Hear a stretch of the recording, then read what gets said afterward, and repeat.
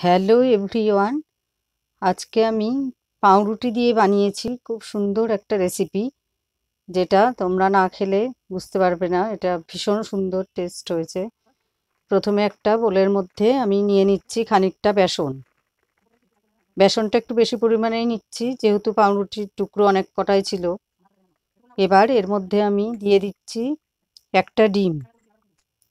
তার মধ্যে আমি দিয়ে দিলাম পেঁয়াজ কুচি, লঙ্কা কুচি, আদা কুচি। এবার এর মধ্যে একটু চিনি আর অল্প সল্ট, তার মধ্যে ধনেপাতা কুচি, এগুলো দিয়ে বেশ ভালো করে জল দিয়ে একটা ব্যাটার তৈরি করতে হবে। সেটা খুব বেশি ঘনও হবে না, খুব বেশি পাতলাও হবে না, এমন তৈরি করতে হবে। এই যে এটা বেশ প্লেন করে করে নিলাম। এবার পাউরুটির টুকরোগুলো আমি তিনকোনাভাবে কেটে রেখেছি।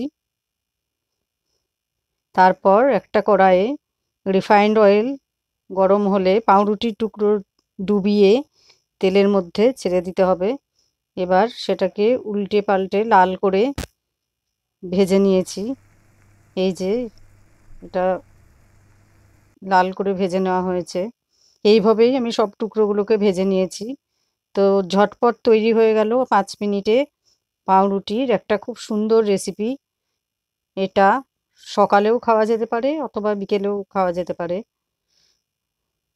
তোমরা সবাই বানিয়ে দেখবে, অপূর্ব খেতে।